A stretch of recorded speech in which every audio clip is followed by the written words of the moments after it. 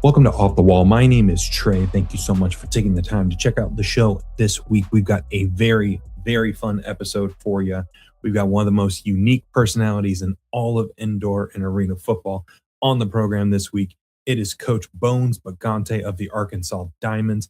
He's on the show to talk about his pro football career, his college career, his name, his pets in college. We go through it all, and it's a thrill ride the entire time. And hearing some of the trials and tribulations that they went through in Hot Springs last year and what they're setting up for in year two in the Arena League. It was very, very fun to see. So very excited for you to see that in about 2.5 minutes, 2-ish minutes.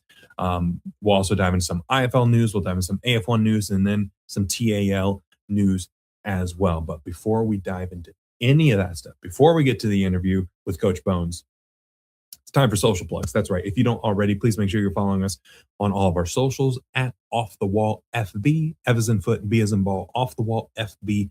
Across socials, we're on Instagram, X/Twitter, TikTok. We're on Facebook now. Started that a little late, but hey, better late than never. So if you're active on Facebook, go find Off the Wall on there. Give us a follow. We're starting to grow that thing out, making some really great progress with TikTok, Instagram, X/Twitter, all that stuff. But don't just follow, engage. Let me know what you think. If you disagree, let me know. If you agree, let me know. And indoor and arena football season is right around the corner. We got the first of the big leagues kicking off in March, and two kicking off in March, one kicking off in April, and then another in May. So before we know it, training camps are going to be starting for some of these leagues, and we're going to be in the thick of it. We're going to blink, and we're going to be mid-season. So make sure you give us a follow on there. And then if you're watching on YouTube, hello, thank you for being here. Make sure you're liking the video, subscribing to the channel, and commenting. Call to action. What are we going to do call to action wise? The last TAL team that is yet to be announced is Monroe. What do you think the Monroe team should be named? So that's going to come out, I think not this week, but the week after. So the 30th is when that's scheduled to come out. So what do you think they should name the Monroe, Louisiana team? Throw that in the comments and let me know. And if you're listening on Spotify or Apple Podcasts, thank you for doing that as well. Please make sure you're liking the show, rating the show 5 stars preferably, but hey, I trust your judgment. And share it with a friend. Let's help continue to grow this thing out. The progress we've been seeing has been really, really cool, and it's gotten the attention of the right people. And we got some really cool things lined up for 2026 and beyond. So it's all because of the support from viewers like you. I just felt like PBS there for a second, but we also have offthewallfb.com, where we're going to be these fingers are going to be blogging fingers more in the coming months, especially as we approach the beginning of the season. And then we have an affiliation partnership link with Royal Retros in the description below. So scroll down just a hair, click on that link, and use code OFFTHEWALL for 10% off your purchase. And let me know what you end up getting if you do get anything from there. They got some really cool throwback leagues and defunct leagues and all sorts of cool stuff there. So again, click the link, code OFFTHEWALL, and let me know what you get. So that's enough plugs. That's enough of that. We'll see you on socials, all that stuff. Here is the interview with Coach Bones Bagaunte. All right, on the show this week, we have one of the brightest offensive minds in the indoor football world. He is the 2025 TAL Coach of the Year, and he will be entering his second season as a head coach of the Arkansas Diamonds. Well, I guess first season of the Diamonds, second season in Arkansas, which we'll get into. But his name is Coach Bones Bagaunte. Coach, thank you so much for taking the time to hop on the show. How are things in your world? First off, man, I appreciate the intro, man, and everything's. And I see the diamond in the back. I just peeped that. You like that? You like that? Yeah, I just a custom that, touch, man. right? I just peeped that. But everything in my world's going good, man. You know, first and foremost, I'm healthy. Yeah. You know, and my family's healthy. So you know, big ups to the man upstairs, and everybody in our organization is in good spirits. You know, and the fans are in good spirits, and we got some returning players coming back. So things are looking on the up and up. That's awesome. Well, we'll definitely dive into some TAL and what you got going on in Arkansas. But a lot of people know you as Coach Bones, and for good reason. But you've got quite the playing resume that I don't think a lot of people may realize that follow the arena game, and some fans of TAL might not realize. So tell us a little bit about your football journey and what ultimately led you to indoor football. Man, where do you want to start at? Are we going all the way back? Little league, or where we high school, where we're starting at? You can start in high school and go from there. That works. Okay, for sure. Well, I played at 3 different high schools. So that's the start. So I was kind of in the portal before the portal was a thing. Okay. I started out at Charles Herbert Flowers High School, and the year I went there was actually the first graduating class of that school. So it was a new school in our area, Oh wow. Okay. and I left there second semester of ninth grade, and I went to St. John's College High School, WCAC in Washington, D.C. off Military Road. And I played there. I played basketball, football, track there. And didn't play. I don't think I played baseball there, but I ended up leaving there and ended up at Frederick Douglass High School where I graduated and was actually my feeder school from middle school that I should have went to in the first place. So I ended up coming back there, man. And before I got there, they didn't really pass a lot and things of that nature. And I was fortunate enough for them to change the offense a little bit for me. And I bring that up only because I had a scholarship going into my senior season with them, but I only got that scholarship because I went out to camps. So back when I was coming up, it was like rivals and stuff like that. So I had to go to camps and stuff. And I wasn't a big fan of going to like the Nike camps and things of that nature because I didn't feel it necessary for me to go to a camp. If a coach seen my film and he couldn't tell that I could play ball off of my film, I didn't trust his judgment in the first place. So, I was a little bit stubborn in that manner. I didn't really know how combines worked. But I ended up going to James Madison camp. They said I was too skinny, too slow. Mm-hmm. And then I went up to University of Cincinnati's camp, and that warped my mindset from James Madison. So I went out there. They didn't even know who I was when I got out there. I came in as a receiver, but I played DB first. And I went and I called out the best receiver that they had, and I didn't let him catch a ball. And then I switched to receiver, and I went against the best defender that they had outside of me, and I caught every pass. And from there, I got a scholarship. That was Mark D'Antonio. He didn't let me leave without giving a scholarship, man. And Dave Burke actually was one of my biggest supporters now and back then. And when I signed and he looked at what I did in high school, and he was just like, this is one of the biggest steals that the University of Cincinnati has ever gotten. And he turned out to be right. I had an illustrious career at the University of Cincinnati. I went in at 165, soaking wet, but I was lightning quick. I was fast as a hiccup, man. And I ended up breaking a lot of their records up there. I still hold some records up there, touchdown records and purpose yards and things of that nature. All-American honors. They took me in the Hall of Fame in 2019.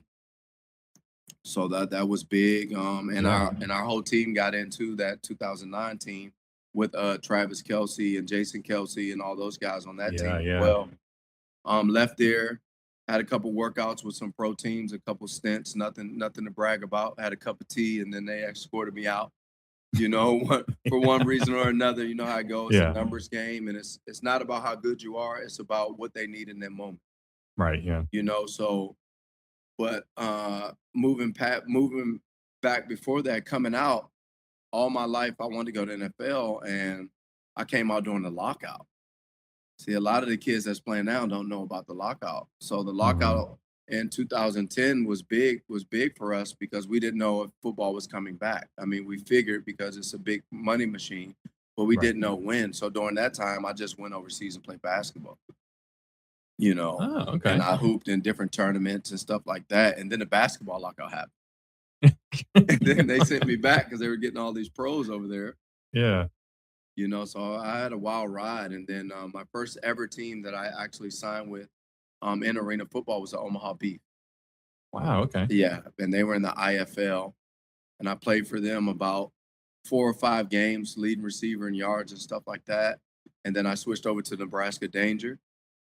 And I played for them 2 games. And then I got picked up to the Kansas City Command in the AF1, the top league.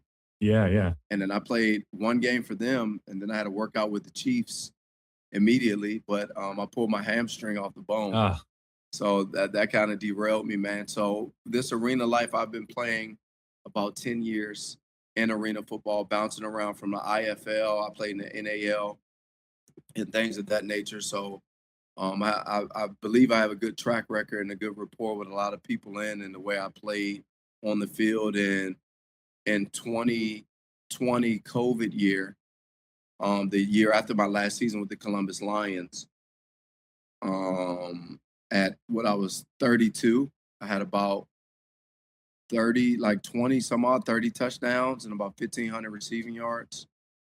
So I did it. I went out the right way, man, and I went up to fan control football during COVID, and we were in the bubble in Atlanta, and that was an amazing time. And that they really helped everybody understand how the internet works and Twitter and Twitch and stuff like that. And they were working to get guys verified and social media presence. And I ended up getting hurt in camp out there. And I had in camp, they chart everything. If it hits your hand, you drop it, it's a drop. Like they chart everything. I had probably about like 1,200 catches, about like 40 touchdowns out there in camp. So the numbers were crazy, but I ended up tearing my PCL. Oh, geez. And then they wanted to keep me on. And so I was working football ops, and I ended up getting to work with a great guy.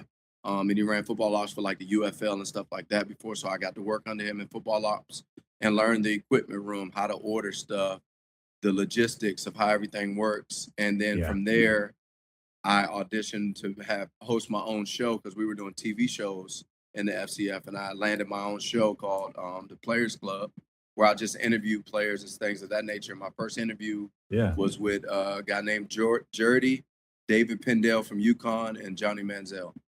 Wow. Okay. Yeah. So that was my first thing of that. And I just coached DBs at that point. And my team won the championship in that. And from there, I went to Massachusetts, the Pirates. They were in the IFL. And I went there as a receiver coach, still with hopes of playing after I got better. And then I got bumped up. We were 2-2. I got bumped up into the offensive coordinator spot from that. And I just hit the ground running. I won my first game ever as offensive coordinator against a 10-year guy and against the Louisville Extreme. And then we lost the second game. But after that, we won 11 straight and won my first championship and the team's first championship in their first year in the IFL. So that was big. Yeah, no kidding. And so it's been a little while. And then after that, I left a couple teams here and there, then came back to Mass. We went back to the championship in 24. Didn't win, but we did our best, with what we had. And then that following year, I came out here. And the reason I came out here is because I've always wanted to work with the organization from the ground up. We've all been at jobs and been at places where if they only did this, that'd be amazing. If they only understood how this worked, that'd be amazing. And I had an opportunity to do that with the Wise Guys. Now the Arkansas Diamonds with the Wise Guys, and pay wasn't great, significant pay cut, but when you're chasing your dreams, money doesn't matter. I did it, and a lot of out-of-pocket money on my end going towards the players and stuff. I mean, we got the gear, we got helmets the day before the game. Wow. Like, it was a lot of stuff that was going on, a lot of people scrambling around. And, we ended up making it to the championship in our first year. And, I'm just blessed. And with me being the only coach on staff, I think I did a decent job. Yeah, no kidding. Well, it sounds like everything that you've done in your career has literally led to this moment where you're talking about the logistics stuff, the coaching, not to mention the playing. So like every little bit of that with the FCF, with the IFL, like every stop gave you a tool in your tool bag to do what you did this past year. So it was really awesome to see that success early on. Yes, man. It's either a lesson or a blessing. So you just got to take it in stride. Yeah, 100%. Well, I was doing some digging on you, and I was like, I gotta find more info. This guy's fascinating, and I was doing some research, and I was like, I can't find much information on Bones, but I found this other name, and I was like, wait, Bones isn't his birth name. I was like, what is happening? So that was another rabbit hole, and so like for those that don't know, you changed your name to Bones Bagaunte a few years back, and what inspired the name change, and when did that officially happen? Well, the name change officially happened in 2006. Wow. So, okay. Yeah. I mean, I'm sorry, in 2016. Okay. I've always gone by Bones, Right. you know, but without anybody knowing. Shout out to my Uncle Victor, my Uncle Vic. He's always called me Bones. He'd be like, "What up, Bones? What up, Bones?" You know, and it's stuck with me. And I've gone by that without telling anybody. Right. And then I get to high school, and I believe his name was Coach Usalak, who brought me into St. John's High School. And he was like, "You're nothing but Stick and Bones. I'm gonna start calling you Bones." You know, and then I got up to Cincinnati. Mark D'Antonio said the same thing. And then Brian Kelly came in and said the same thing, you know, and it stuck. And I mean, the reason I changed my name is just, you know, not to go too deep in it. A lot of things get lost in translation with history and stuff, especially revolved around melanated people. And I just wanted to pave my own way and create my own lineage and my family crest behind that. So to my knowledge, I'm the first Bagaunte in existence. Okay. Yeah. Were there any second or third options, or once you landed on Bagaunte, you're like, that's the one? Yeah, that was it. That was it. The only difference would have been my first name, because I was gonna change it to Lemire. And I don't know why. I was like Lemire Bones Bagaunte. And then my mom was like, "No, if you're gonna change it to what you want." Yeah, so she named me twice in the sense. There you go. There you go. Shout out the moms. Yeah. Well, that's really cool to see, especially with last year coaching the Wise Guys. I was like, Bones Bagaunte is the most wise guy's name you could imagine. Like, if you were creating a character in a story about a team called the Wise Guys, Bones Bagaunte is up there. So it's really, really fun to see all that. Man, I couldn't agree with that more, man. And I just loved what they did with that packaging of that team name and just how they played up on the Hot Springs community and stuff like that. It was just amazing. Yeah. Yeah, but before we dive too far into the indoor world, I wanted to touch on something I discovered about your career at UC. You know, one of the more unique careers that you'll see in any college. You started off with a bang, like you said, your freshman year, ended up being a two-way player. But then I saw a clip on your Instagram from New Heights, the Kelsey Brothers podcast, and I was like, this made me pause. Like, not many things make me pause where I'm like, did I just hear that right? But they mentioned that you had a pet alligator in college. Yeah, man. How? Why? Like, I'm speechless. Like, I'm at a pause now. Like, what happened there? So, as you can tell from the pictures, if you've seen any of my previous pictures, I don't know if you have any to pull up, but I was a bit of a wild spirit, you know, like a flower child, you know, as they would say. But I was always fond of exotic animals. Yeah. You know, always fond of exotic animals. And every time I would go to the zoo, I didn't really want to see what everybody else wanted to see. You know, I wanted to go to the snakes. I wanted to go to the bats. I wanted to go to the anteaters, you know, the aardvarks. And things of that nature. I mean, elephants, giraffes, lions, that's all cool. You know, but have you seen an armadillo? You know, and how that rose up and how everything takes place. So I was out and I was just driving around town. I saw this aquatic store and they were going out of business. And I walk in and I'm just like, so all these fishes and stuff. And I'm just like, so what do you guys got for sale that is like exotic or whatever? And they had these two baby alligators in there. So I got one of them. Okay. And, you know, I brought it home and I didn't really know how to care for it. You know, honestly, had to Google it. I just know that I got a fish tank. I got some sand. I got some sticks. I got a heat lamp. He can go in the water. He can come out, put some goldfish in there, but he wasn't really eating the goldfish. He would just like kill them and play with them, but he wasn't eating them. And then I realized he likes deer meat. Yeah. And when I started feeding him deer meat, that thing grew, man. By the time I left UC, it went from this and it was the size of my arm. Wow. Yeah, I used to walk it around campus on a lizard leash, like one of those backpack leashes. Oh, man, he used to climb around me like a lizard. My brother Marty even commented, he was like, man, Bones used to pet him to sleep in the dorms. Like, he used to crawl up on me. He would be at my feet and he would croak. They croak like frogs. So he would be on my feet, he would croak. And then I would pick him up on my chest. He would crawl up right here. And then I would just pet the back of his head and he would fall asleep. His name was Kane. Kane. Wow. Yeah. I can only imagine, like, you're playing in the Big East, wide receiver for UC, and you've got a pet alligator. I can only imagine like a student at UC, going to class, and you're like, this guy's walking an alligator. Like Yeah. that's crazy. Yeah, it's insane when I look back at it. Like Yeah. I did a lot of wild things. I'm fortunate enough. A lot of Instagram and all that stuff wasn't around then, so you can do a little bit more. Yeah. Yeah, you could get away with a little bit more. Yeah. Yeah. And I named him. Let me tell you this. I named him Kane because I wanted to go to University of Miami. Actually, Really? Okay. that was my dream. Yeah. Andre Johnson, the history. Michael Yeah, Irvin being yeah. my all-time favorite wide receiver. So that's why I named him Kane. There it is. A pet alligator named Kane. Well, I don't know how we transition from there, but I'm gonna try my best to do so. Well, speaking of transitions, you transitioning from that outdoor game to the indoor game when Yes. you first started playing. What were some parts that were challenging as a wide receiver stepping into this world? And it like a lot of it's the same, see ball, get ball, like that's the same. But there's so much of it that seems like it would be a challenge to adjust to. Yes. The main thing that I have trouble with, and I see a lot of young guys having trouble with when they come in, especially at the receiver position, is understanding space, depth, and the different route techniques that it takes to get open indoor versus outdoor.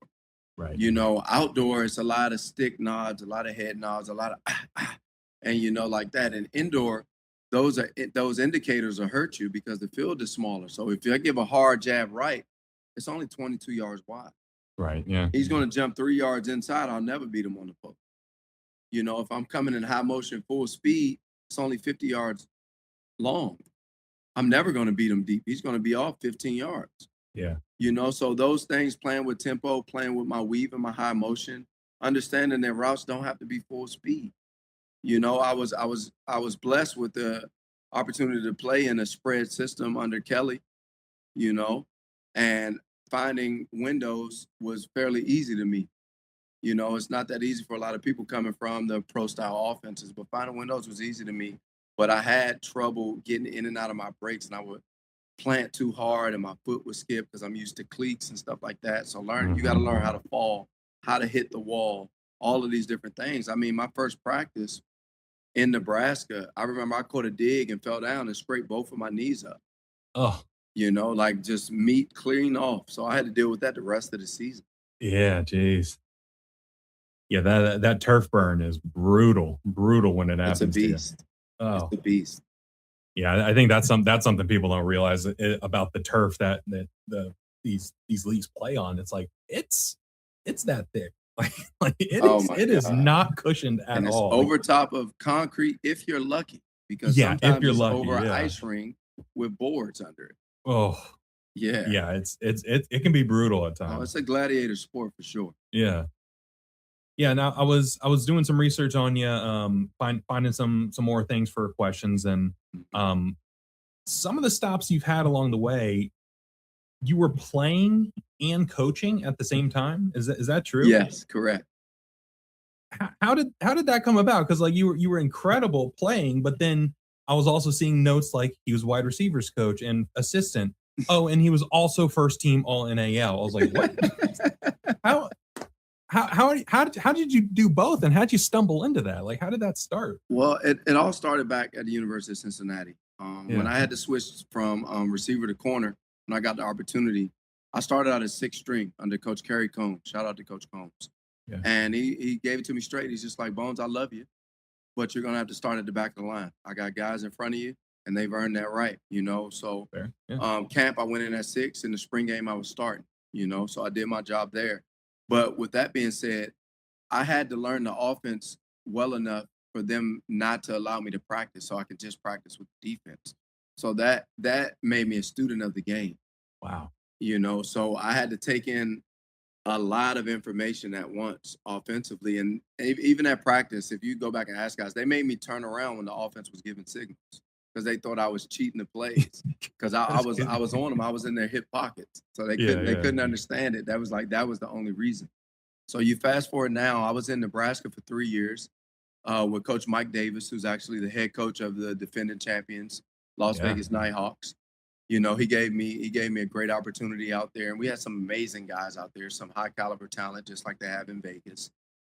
And when I left there, I understood that I wanted to play until I got the opportunity to coach. But not a lot of players transition into coaching that easily without a coaching resume. Right. So when I left the Danger after year 3, I made it a point to put in my contract that I would have to have a coaching position in my contract. And sometimes that meant that I wouldn't get as much pay as I want because of my demands. Yeah. You know, and I was fine with that because you would think you would get more, but it's just like I'm an unproven coach. They got to put me on Right. the site as a coach. You know, I got to do these coach things. I might not be good at it. I might not. I might be good. I might not. So they're taking a chance. So Yeah. that'll bring your salary down. If they're just like, hey, if you want to do that, it's risk reward. Like we'll give you this, but we're gonna have to do this. So you know, I was willing to take that. So a lot of these teams, I would go. I'll be the receiver coach, and just based off of my knowledge from years prior, I can help guys with the waggle and stuff like that, running routes, and just help facilitate the offense for the quarterback. And as I got more proficient at that, and I started learning the defense as well, because I played both ways at Omaha Beef as well, and I kicked. I kicked a couple games. Yeah, I kicked a couple games as well. So, and I kicked with the Lions as well. I did kickoffs for the Lions for a couple games. So, when I was playing offense and defense, so I would get moved up, so they would see my worth in that, and then my pay would reflect it. So I would be player coach. I would get paid as such. So I'd be assistant. So now they can trust me with breaking down film on this and drawing up game plans on this. What do you see on this, Bones? What do you see on that? And that just helped build my confidence up, you know, and it just led to where I'm at now. Yeah, it's incredible to think about where like you just mentioned it being the two-way player. You were a two-way player in a different way for a handful of years, being a coach and player. And by the time you retired as a player, you had 4 years of coaching experience. Yeah. It's like that's crazy to think about. Like like you did a speed run of coaching and you were able to get right into a coordinator position not too far after retiring from the game because of that advanced thinking that you were doing. So I think it's a really, really brilliant approach that you took to it, and it's clearly worked out for you. Thank you very much. But what made you decide to go full time into coaching and stick around the indoor football game in particular? Like I'm sure you've done some high school coaching, yes, and stuff like that. But what about the indoor game keeps you coming back for more? Well, at first, I was just so I was just so domesticated from outdoor. You know, I've been in it for a long time. It's just like outdoor field looks huge now. You got 11 players, like it just felt weird. So at first, that was the reason. But the main reason was the scheduling because it's 6 months on, 6 months off. You know, so I could just go 6 months straight, get paid good, use that money, and that'll carry me on for the down season of 6 months. But I could go travel, I could play basketball, I could shoot YouTube videos, I could do what I want. It's not like college where and it's really no off season. I would probably get a month off in college and then I'm back recruiting. I'm back doing this, I'm back doing that. So that's why I didn't stay in the college ranks. I was actually coaching in New Mexico Highlands before before I went back to Mass. I was coaching out there under my offensive coordinator coach of Cincinnati, Charlie Monar. So he afforded me that opportunity. And I went out there and coached up until spring, and then we had the fires out there. So that didn't last. I ended up leaving and getting an indoor job. But yeah, man, that's just about it. Okay. Yeah, and it's really cool to see some of the guys that truly love and believe in the indoor game to stick around in it and grow with it. Yes, You talked about Mike Davis. Mike Davis has been around the block for a long time, and a lot of these coaches, you look around these different leagues, they've been in the indoor game for a decade plus. 5, 6, 7 man, it's years. a lot of great coaches out there now. It used to be a little one-sided. It used to be the West Coast used to kind of bully the East Coast, know, and now the playing fields are evening out. You got amazing coaches all over. I mean, you just look at the staff that was in Vegas with Curtis Chan, Mike Davis, and you got Xavier Jackson. He's going out to the New Mexico team, and the D-line coaches out there with him. You got Haran O'Neal up in the NAL, and he was in the IFL and won 2 championships early on. You know, you got Tay Brooks in the NAL.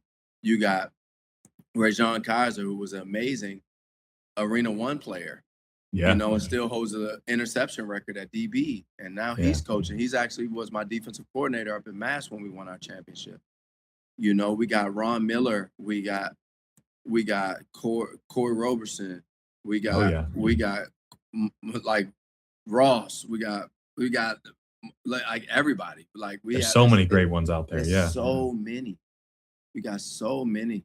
And then, I mean, just to name it, the Omaha Beef head coach. Like it's a lot of guys that were around and back special teams here and there, and they step up with these opportunities. And it's just amazing to see growth. And I'm excited because now I'm on the other side looking in, and now I can see some of the things that they used to get on me about and things like that. I'm just like, okay, I get it. Yeah, you were right. All right. You know? So I understand, but it's so many amazing coaches out there now, man, that the IFL is going to be extremely exciting this year. So is the NAL, the TAL as well. You know, we added 3 new teams. We lost 1, but we're adding 3 new teams. We got Grand Island, Nebraska, where Mike Davis started out, and I started out getting a start out there. And Curtis Chin was out there as well. And shout out my brother Jamil Sewell, Jamar Love. He was a Razorback. So I'm out in Arkansas. Shout him out. Also, my brother London Crawford. Shout him out. I played with him in indoor. And who else? I said Jamil Sewell. Yep. That's big, bro. Okay. Yeah, and man, it's just a lot of people that I've came across in this indoor game, and a lot of great coaches that are in this, and it's just going to be amazing. But we added Nebraska, Grand Island, we've added Monroe, Louisiana, and we've added Memphis. So it's going to be a great season. It's going to be a great season. Yeah, it's really cool to see how like I love the TAL's approach, by the way, where it's like you start here, you slowly add on to it. And it's like, but you before you know it, you have this whole corridor in the middle of the country. It's like geographically that makes sense. Geographically, some leagues don't make sense when you look at them on paper. So I mean, you look at TAL, it's like one of them. NFL doesn't make sense. Yeah, I'm a Dallas Cowboy fan. Yeah. How are we in the same conference as the Redskins and the Eagles and the Giants? How are you in the East? Nothing about Dallas is East, right? My goodness. We pulled it fast. Yeah. Yeah, but a lot of them don't make sense, man. Hopefully we'll start moving east. Majority of the other arena teams are Midwest to West. So hopefully we'll start moving east. I think it's only one team that is east right now, and that's Albany, the Firebirds, because the Pirates have moved down to Orlando. Yeah. Yeah, Albany's on an island by themselves out there. I'm like, oh man. Yeah, and so is Oregon and the Wolfpack. Yeah. For the AF1. Yeah. Yeah, geographically, we got some work to do in the arena space. Yeah, but man, like I said, I love what TAL is doing with their growth. And you know, heading into last season, you were the first ever head coach of the Hot Springs Wise Guys. Just again, like I said, perfect fit for name alone and everything. Were you actively seeking out head coaching opportunities, or this one kind of come together because you were the OC in Mass before that? Yes, honestly, the reason I left Mass, and me and Jawad came to understanding is because I wanted to be a head coach, and he knew that. Yeah, you know, and I wasn't going to be afforded the opportunity there, you know. So I told him I was going to go elsewhere. He wished me luck and things like that, and it worked out. You know, for a while, I just thought about not coaching. I was fine with not coaching if I didn't get the job that I felt that we could serve each other, you know, that it would be beneficial. And then when this came up, shout out Tay Brooks. He was Eau Claire's coach last year, and he's up in Pueblo now. Mm-hmm. He actually told me about this league, you know, and put me on and was like, because I was supposed to go out to Eau Claire and be his offensive coordinator, actually, an assistant head coach. Wow, okay. And by me researching the league, he was like, well, there's also this other team, man, Bones, like, I want you out here, but you deserve to be a head coach. Like, try to go get the job, man. So that's big props to him because a lot of guys wouldn't do that. Yeah, for sure. Yeah, and was that your first time ever being in Arkansas or being in Hot Springs when you got down there? Not my first time in Arkansas. just because of sports stuff. Right. But my first time in Hot Springs for sure. I didn't know anything about it, and I got a crash course when I got here with the mafia background Oh and Al yeah. Capone loft being downtown by the Humidor, Yeah. and just oh my god, man! Shout out to Oaklawn. They're our presenting sponsor, and they are the best thing smoking in Hot Springs, man. With the races going on, my goodness, I've been to races in Grand Island, and they are packed. You know, and I come out here and I'm just like, it's no way it could be more packed than that. But man, it's serious Yep. business, those horse races. Yeah. Yeah. Hot Springs is an interesting town. I've been through it a couple times, and when you look at it on paper, you're like, oh, cool. It's got a little national park. It's got a little touristy strip. It's fine, but there's a lot more going on in that city than I think it gets credit Yes. for. Like it is popping at times. Yes, yes. I totally agree, man. Just the whole downtown district, it's on the rise. You know, it's on the rise, and Oaklawn is contributing to that a lot. It's bringing in a lot of business, a lot of travelers, and you can see it's turning the corner, and it's going to be back to where it used to be, but legally. Yeah, exactly. Yeah, yeah. You're not going to need any hideouts. Everything's going to be above the Right. table. Yeah.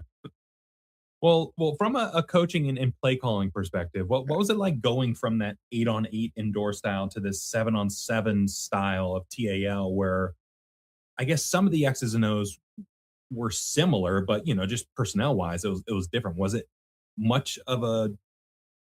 Did you have to do much changes to your play calling and playbook going into the TAL? I'll say yes and no. Yeah. Okay. Yes, the type of guys I recruited had to be completely different than Yeah. than IFL. We're looking at we need an undersized center now. We don't need a 305, 6'4" guy. Yeah. Now we need a 5'11", 250 guy at center. You know, we didn't have that this past season, because they're hard to find. Yeah. Because they Right. typically get moved to like tackle or nose guard or something like that. But that's what we're looking for up front. I got instead of two guards, I got two tight ends now. So now I got to find a guy who's committed to blocking and has decent routes and can catch the ball. So the tight ends are hard to come by because as of now, Right. it's only a couple tight ends in the NFL, let alone college. Everybody's running spread. Yeah. So shout out to Vince Hobbs and Lou Dorsey for helping me with that. Receiver wise, you need a guy that's not afraid to go over that wall. And we got a couple of those. We had Aaron Dilworth, we had Travion James, we had TB, Torrey Brown, he was from Boston. We had Troy Evans, one of the all-time all-purpose yards leaders in IFL history. I was afforded the opportunity for him to come out and play. And we had Jordan Ambrose at quarterback, a rookie that, and he came out and he gave me his best and everything. And then on defense, I mean, we had the Darian Primes on defense, and we had Chapman, we had Zeno. So we had a lot of guys who were willing to lay it all on the line at any position that needed help, and that was the key. I needed guys that could buy in immediately. I didn't have enough time to fight guys to do it my way or the highway. I needed guys that came in and believed in me coming in. Yeah, it seems like the positions get blurred a lot in TAL, where it's like you're a wide receiver on paper, but today you're going to be wide receiver, running back, maybe a little tight end, might need you at DB. Like you get thrown around wherever it is. So it seems like you got to be versatile to be successful in TAL. Yes, extremely. You have to be extremely versatile, man. And we basically hit the ground running, thrown in the fire, because I was studying all offseason the 6-man game. Mm-hmm. And then the rules switched, so I'll say like a month out. So I had to switch everything up again. Yeah.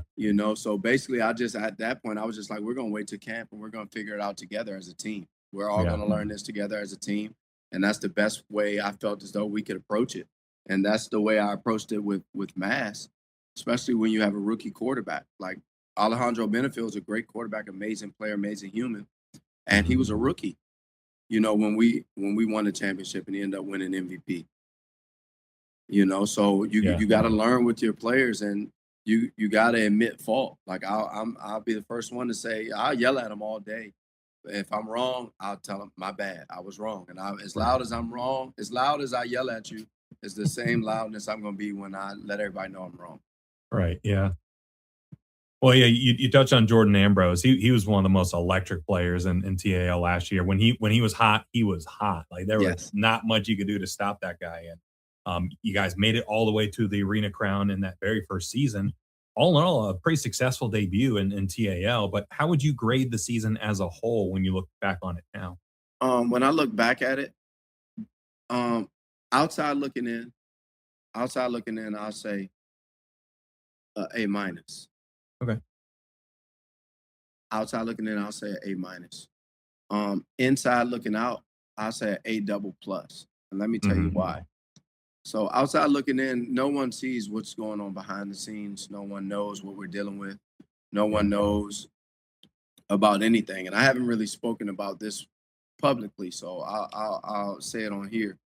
So outside looking in at A minus, just because we didn't bring it home, it would have been an A plus if we brought it home. But the reason it gets an A plus plus inside looking out is because we went all camp with no equipment. Our first time hitting was the first game. Wow. So let's just start there. Our first time hitting was the first game. So I didn't even feel comfortable cutting guys because I couldn't get a good look.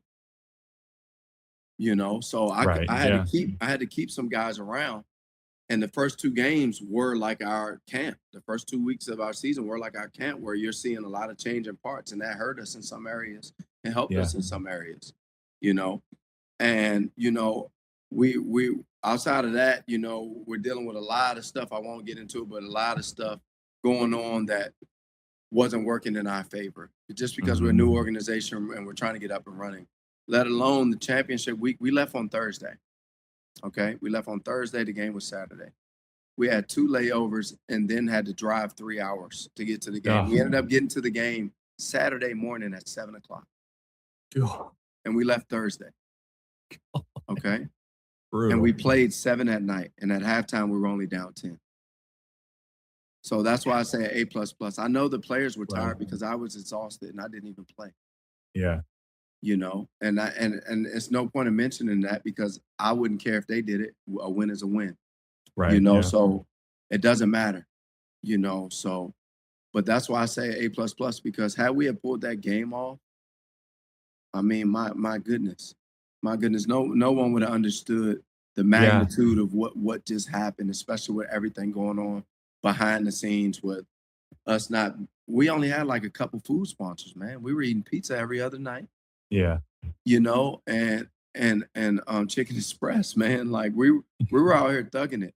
Yeah. And doing the best we can, getting into the community. Our community rallied behind us, and they would go to Costco and cook for us and things like that. And they treated us like a high school team, and they would come out, and help us. We had a lot of people helping us, man. A lot of people, man. And I'm just so grateful.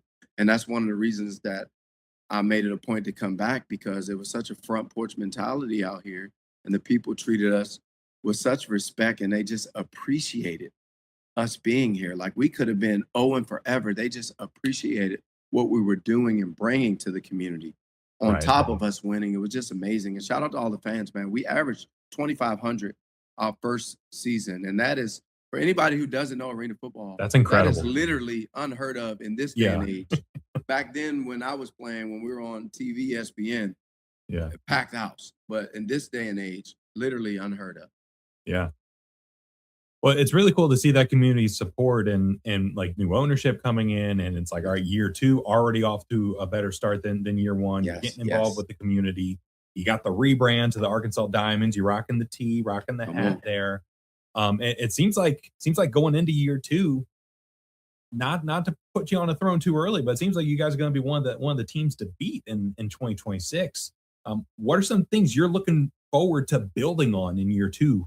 Man, honestly, we have to build on everything. I mean, some of those games we won is by the luck of the draw. We got great players and great talent. I can only call so many plays. Right. Yeah. They got to make the play. I can only put players in position to win, man. So we have to build on everything. First and foremost, everybody knows up front, center. That's going to be the position that everybody's looking at. Yeah. We have lost a lot of games because of our centers. We went through multiple. So I'm not going to blame one person. But we've lost a lot of games because of center play. The Iowa game, we had a center hike it out of bounds over the quarterback's head for a safety. That cost us the game. We were on a game-winning drive. To do that, we were down 7. You Yeah. know, a lot of fumbles. It's hard for a quarterback to read the defense if he's looking for the ball on the ground, whether low, high, left, or right. You know, so center is the main objective for this year. Of course, we're going to add a lot of firepower on the wings. We got Vincent Hobbs and Luke coming back, you know, shoring up our front. We just got to find somebody to put between them. We got Aaron Dilworth coming back. You know, we got Jordan coming back. I'm going to be adding a new addition to running back. We're going to announce him here in a couple of days. Okay. We have a backup quarterback that I'm looking to get, you know, because we only had one quarterback last year that we traveled with. We had 2, but we only traveled with 1. I didn't think the backup was quite ready yet, you know. So I'd rather just travel with 1 and try to figure it out. And that almost cost us, man, honestly. You know, Jordan took some huge hits and he was banged up a lot. You know, defensive-wise, they were outstanding, man. They were phenomenal. I think we averaged giving up 18 points on defense. We were the best defense in arena football overall. Yeah. And the only reason it went up to 18 when it was at 13 is because when we played the Goats, we gave up 78. We gave up a lot of points. Bad day in the office. Bad day in the office. You know, the wheels fell off. They put a licking on us. Yeah. You know, up there in their home field. We end up getting them back. But they put a licking on us, and that's why I went to 18. But we were at 13, only allowing people to score like 1 or 2 touchdowns a game, man. So hats off to them, and we're adding talent to that, you know. So I'm excited about that. I just signed a guy today that I'm extremely excited about. Everybody knows Duane Crockett, you know, a guy with his same speed, if not faster. You know, coming in on defense, you know. I'm happy about that. We have some guys returning as well on defense. They're going to be going off. They're going to be sharpening their irons in a different couple leagues, and then they're going to bring their talents back to High Springs. But I think that's the most thing. I'm sorry. That's the most thing, though, just shoring up positions and making sure that there's no fall off in substitutions. You know, for sure. My main, outside of center, my main focus is literally going to be special teams. We gave up too much on special teams, if you ask me. Throw-offs and throw-off returns. We did better on throw-offs than throw-off returns, but we need to be averaging about 20 yards on throw-off returns. Like point blank period. That helps the offense out tremendously. You know, that's the first play of offense. If we can get the ball at half field, we score 9 times out of 10, I believe. And that's with anybody in the league. It's about that hitting yards. And with throw-offs, if we can pin them inside the 10, it's great. But if we can pin them inside the 5, that's magnificent, you know. So those are the things. Those are things right there. It seems like somebody's going to perfect the throw off. It feels like this year's the year. Yes. Somebody's about to perfect it. I agree. Yeah. Because there were some last year I was like, all right, that's kind of cool. Like he's just lobbing it down there and it's just like kick up. But it feels like if somebody's able to knuckleball it just right, get some crazy bounce, and it'd be like somebody's going to hack it. Yeah, somebody's going to hack it, and I'm excited to see it. Like it's only a matter of time. Yeah, I've been practicing different techniques myself, so when they come, I'll be like, all right, throw it like this, throw it like this. Exactly, yeah. Throw it like a spin. But you do a lot more than just football. You've got a handful of community initiatives I've seen you posting about on your socials. Do more, say less. Yes. What does that mean to you, and what was the genesis of that? And tell me a little bit about that. Do more, say less, in a nutshell, is an organization that I started, and it's sports based because that's my background. Yeah. You know, and the initial concept was just basketball, and it's just my mantra. You know, do more, say less is my version of actions over words. Yeah, you know, actions speak louder than words. So do more, say less. We don't need to hear you talking about it all the time. Actions. So that was my thing. So the genesis of that started where I was with my close friend Rob.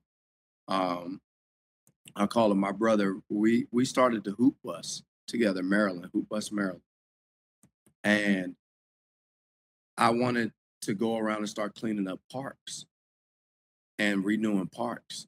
You know, all the dilapidated parks, get new sod out there, the playground, the basketball courts especially, and stuff like that. So that's what we started to do, you know, and it went from there. to community outreach, to teaching kids how to exercise, to teaching them about hygiene, to teaching them about football. Now we got football. Now we want to do flag football and teaching kids about that. Now we're in the business, teaching them about how to build credit. And it just exploded into this thing that it is now, which I had no idea it would be this big. And also I started my own basketball league. I offer that, which is Do More, Say Less Basketball League, DMSL Basketball on Instagram. Okay. And we had our first season, and we sent like 5 or 6 guys overseas pro from that league, from that film. Wow. Okay. So it's been a blessing to work with guys, and I have a great staff and community. Shout out Warren Robertson. Shout out my sis. Shout out Lex and 2K Trey and Kenny and everybody who worked with me in that. My sis Rihanna, I'm gonna get yelled at if I don't say her full name. Yeah. Sis Rihanna, but shout out everyone who worked with me in that and all the refs and stuff, because that was amazing. And we had our first season was 8 teams back at home, because I've been running it. I ran it everywhere I traveled. I ran it, so a year in Vegas, a year in Boston, a year here, there. And I brought it back home when I finally got all the nooks and crannies out. And we had an 18 first year. We had a 10-team second year. And now we're hoping to do a 12-team this year. But with all this football stuff, I don't know if I'm going to do a league this year, or I just may do a tournament. Okay. Just do a tournament and then do a cash prize on top of that, and just get the community out and some fundraisers and stuff in there and do that, and just give out a scholarship and things like that. So we're working on that. And here we actually had our first annual Do More, Say Less kickball tournament, or kickball game last year with Wise Guys. And it was an inter-squad scrimmage, offense versus defense. The defense ended up winning. Whatever, but the defense ended up winning. And this year we're working on something big. And I won't get into quite a few details because it's not ironed out yet, but it will be with some of our military guys who served. I'll say that. Okay, cool. So we're working on that as we speak. So the second annual, and we had that at Majestic Park, the world famous Majestic Park. Yeah. It seems like any idea you get, you're like, yeah, let's do it. I mean, why not? You're literally doing it. Not? Yeah. Why not? Yeah. I mean, it's literally in the name. Do more, say less. Yeah. That's it, man. I just say, why not? Why not me? Yeah. Why not me? So if I can think it, then that's half the battle, because ideas don't come to people that quite often. So if I can think it, that's half the battle. And now I can reach out to certain people. And how do we execute this, man? And a good friend of mine, Rob Gordon, my cousin, said, if you don't have, if you can do your idea by yourself, or you can do your idea or your dream by yourself, it's too small. It's too small. That's fair. So you need other people to help you, and you can't be afraid. You can't be afraid to reach out. Yeah, it's really cool to see all the stuff you got going on, and it's especially with what we're doing here at Off the Wall. I'm like, all right, we can do more. we can do more. Let's go. Let's take it on. So yeah, you got a fan over here, and excited to see how all that continues to grow. But yeah, thank you so much for taking the time to hop on here. One last question before we get you out of here. What can fans of the Arkansas Diamonds, and maybe the Arena League in general, what can they look forward to in 2026? First, you can look forward to a new GM, which is Lauren Hatton. Amazing. Now, a lot of people don't know why the transition happened. I don't particularly know the details, but what I can tell you is she was my right-hand woman behind the scenes. Anytime I needed something or anything I went to make something happen, she would help me, and she's always been there. She's been there helping the players, and everything behind the scene was setting up the booths on the side of the field, and even putting them together herself, her and her mom and her daughter Waylon. So she's been a tremendous help. So it wasn't no surprise to us when she stepped in after the dismissal of the other GM. And shout out to Chris, man. He's up in Oregon now. He's doing his thing. So it's never no hard feelings or anything. But she's done an amazing job, man. And she just keeps every day. It's just like we work so well together. We work because we trust each other. We work so well together. And I'm just blessed to work with them.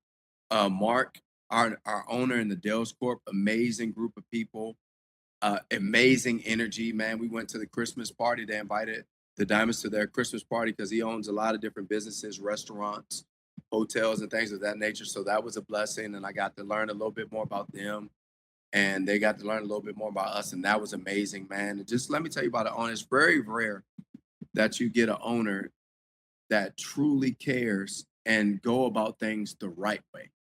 Right. You know, so there's owners like the Detroit Lions owner, the female, who got it from who got it from her pops. Yeah. Who's actually on ground learning and want to figure out how it's done and who's at blame, and not just taking your word for it, but going to actually see how it works. And then there's people like my Dallas Cowboys owner, you know, go Cowboys Nation, who's just going to do it his way because, I mean, to his respect, it's tried and true. He's been winning that. He's been winning for years that way. So why would he change? But it's just two different energies. And they came in and they came to, I think, the 3 of our last games, and those were electric games, buzzer beater games, down to the last wire. I hate those type of games. Yeah. But the fans, I think the last 3 games, our 2 home games and the playoff game, came down to like the last play of the game. Right. You know. And so what the fans can expect, to get back to your question, is better hospitality, better service, more entertainment, higher quality of guys, if you can even imagine that from what we just put out there.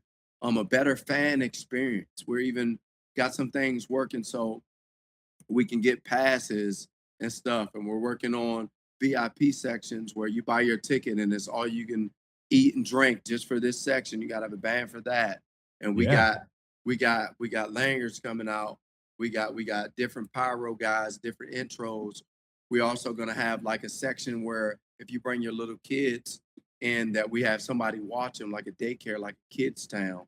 Wow. Okay. And things of that nature. Like, we're really ramping it up. We're just going to do it for the first game, see how it works out, trial and error type of thing. But we have that section. So that whole wall that used to be there is going to be open now. In the back of the arena, we're going to have that. Oakland, of course, is going to be in the far end zone. That's their whole section. You know, we're bringing platform seating back on the side. We had a lot of wasted space over there, so we're filling that in, and just a lot of things that we're doing. And even with the booths, I know we only had a couple servers, so we're maximizing the servers. We're getting lights like at restaurants where you can hit the tab and the light will come on like a flight attendant, and they'll come over there and get you. And we're working on multiple bars, so you don't have to walk as far. Yeah. So we're really taking the Banana Savannah approach on this and putting fan first. And shout out to him. I don't know him. I will meet you. I'm claiming it right now. I will meet you. We will have a conversation. Yeah. We will find a way to work together. He's an amazing dude. He started from the ground up. I support him 100%. I haven't made it to a game yet. I will, but that guy's amazing. Me and Lauren watches. We send his videos to each other all the time. He's good. He's like he's the Gary really V good of baseball. 100%. He's sharp. Approach him, and man, he's so amazing. So we have a lot of things coming down the pipeline. As you can see, we already started with merch.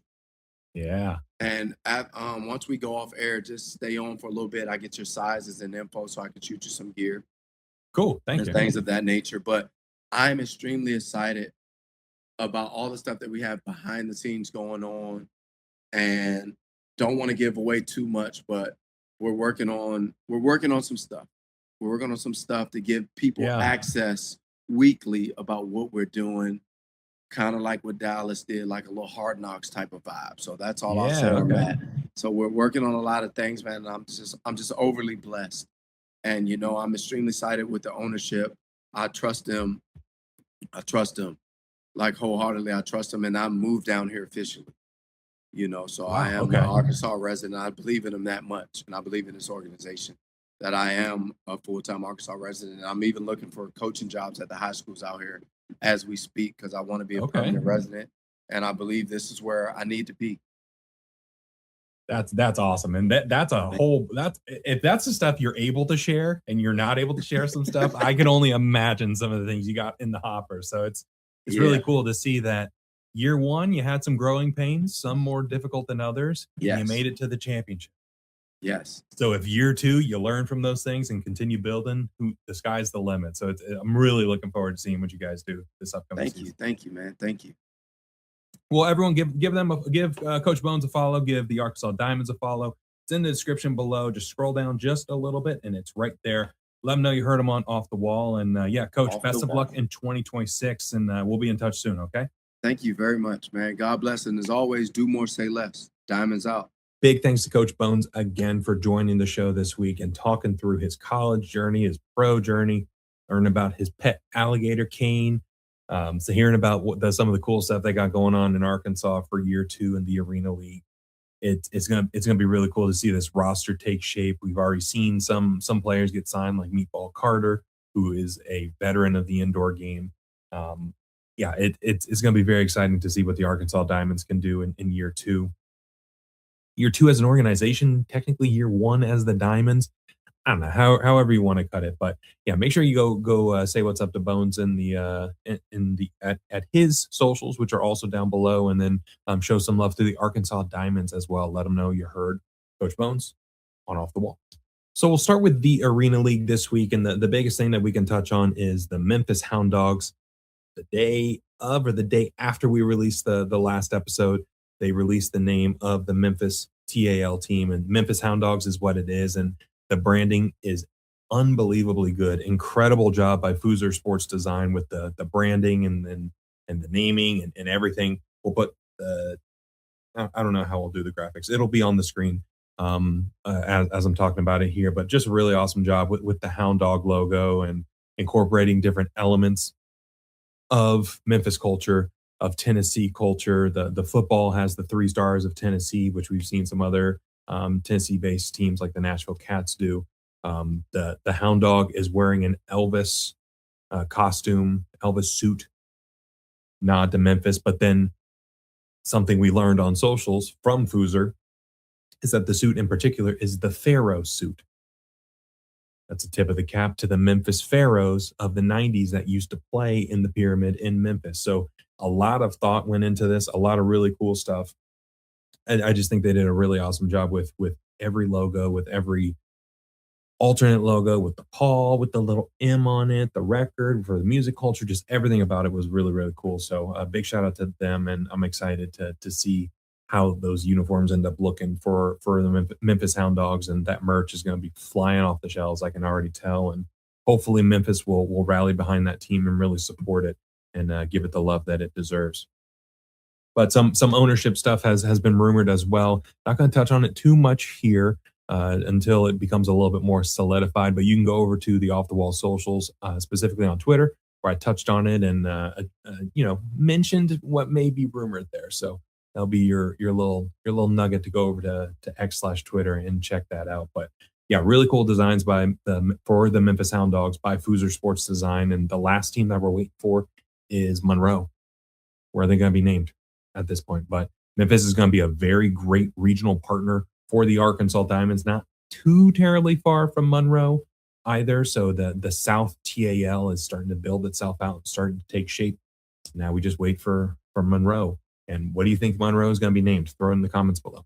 We're going to shift over to the IFL now, where earlier this week we had a live stream on this channel with some executives from the IFL where they made some pretty bold announcements, some pretty big announcements, including Ari Wolf and Sed Bonner joining the commentary team for the IFL for the 2026 season.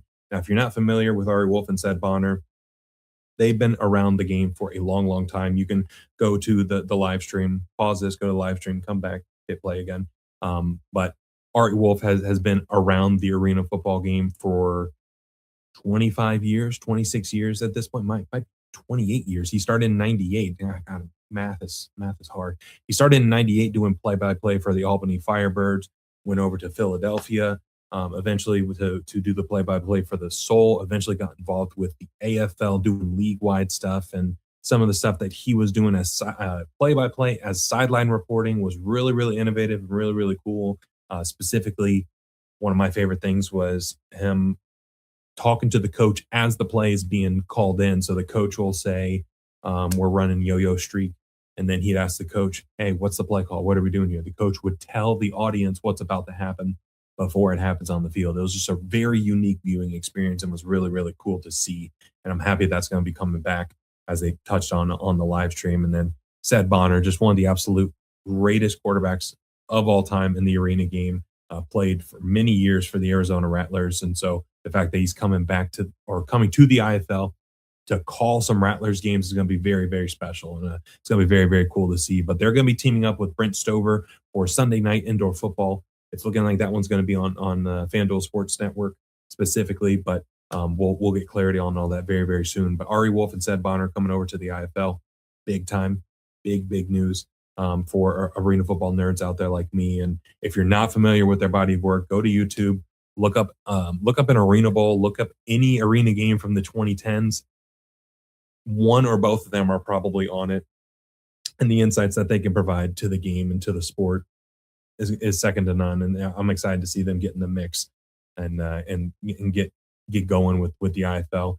And it's just further pushes the IFL to another stratosphere for this 2026 season in terms of potential and what they can be from a broadcasting and streaming perspective. And the full roster of commentary teams, it's coming very, very soon. In fact, when this publishes, it might be today. Maybe. If it's not today as you're watching this, it's going to be very, very soon after that, where we'll get the full combos. You'll see NFL veterans on the roster. You'll see some familiar names from last season in the IFL if you watch some of the broadcasts on the IFL network, and you'll see some names from Yahoo Sport. They're sending some of their talent to cover the game, and it's really cool to see the partnership aspect really take shape and really take form here. It's a very exciting time as we're leading into the preseason of the IFL. But the commentary rosters, and Sed and Ari were not the only thing that was touched on during the live stream either. As you can see on my whiteboard here, if you're watching on YouTube, I got 119 out of 119. And it was stated by Jared Woodman, who is the president of the IFL's business division, that all 119 games of the IFL season will be free to watch. I know that was a big conversation point and something that people reached out to me a ton and on the DMs on social, like, hey, what does this mean? Do I have to buy this? Do I have to do that? And I was like, I don't know. I hope not, but we'll see. Well, now we have the answer where it's likely going to be going through a FAST channel, which is a free ad-supported streaming TV channel. It seems to be the way of the future for a lot of these television channels that are reinventing, or not really reinventing. If you think about it, they're kind of going back to the original TV channel style with these FAST channels. But a lot more information is to come on that from Yahoo Sports, from FanDuel Sports Network, and how and where you'll be able to watch them all. And calendar times are starting to be released for all the games, which should give some hints as to how everything is going to work as well. But really big week of announcements for the IFL, and it seems like it's just getting started. So if you haven't already, please make sure you go check out that live stream that's on YouTube, and it's on X as well.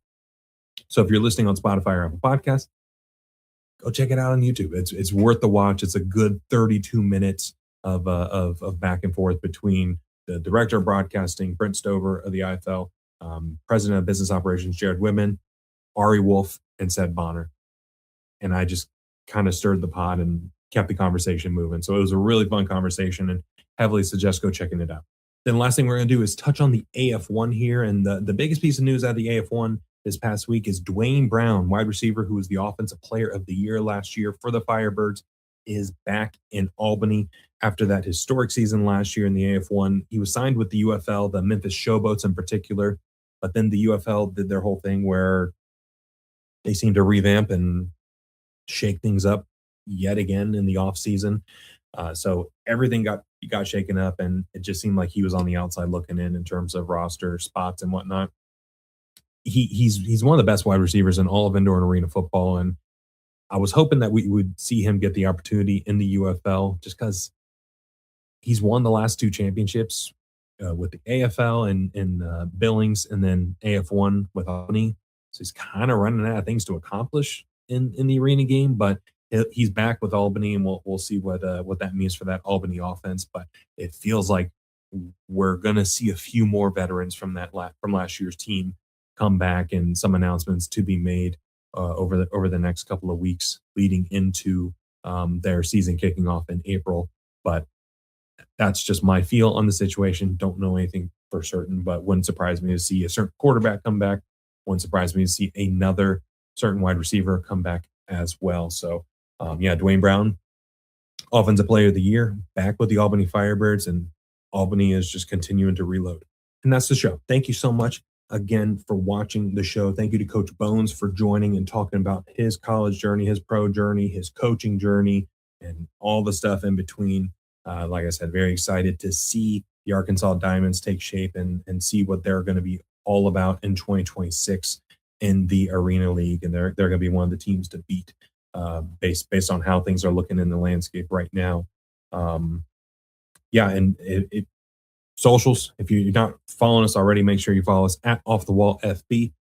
F as in foot, B as in ball. We're on Instagram, X/Twitter, TikTok, all the things and stuff. Facebook, gotta put Facebook in the old repertoire there. Everything is linked below to our socials, to Coach Bones' socials, and then the Arkansas Diamonds as well. So go check those out and give us a follow on there, and go tell Coach Bones and the Arkansas Diamonds you said sup. Just SUP, sup. Just throw that in the comments there and see what they have to say. offthewallfb.com. We got blogs on there. We still got t-shirts on there. If you haven't gotten a t-shirt, make sure you snag one of those before the season starts. And then Royal Retros, we got the affiliate link. Scroll down just a little bit below where all the socials are. And if you're interested in shopping at Royal Retros, use that affiliate link and then code Off the Wall for 10% off your purchase. Save a little bit of cash and get a really cool throwback shirt. You could get a Memphis Pharaohs shirt. They got Memphis Pharaohs on there.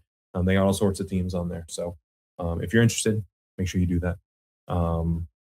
YouTube, like, comment, subscribe, all that stuff.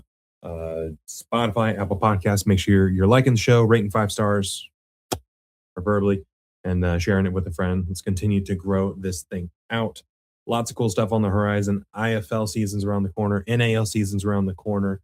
Gonna be doing some traveling for some games this upcoming year, which we've touched on in the past, but we'll solidify some stuff coming up. And I'm excited to get to work with some of these leagues and some of these teams in the very near future. So there's only 24 hours in a day. In fact, they chose to spend about an hour 10, hour 9, maybe, listening to the combo with Coach Bones and listening to some of the latest in the arena and indoor football world.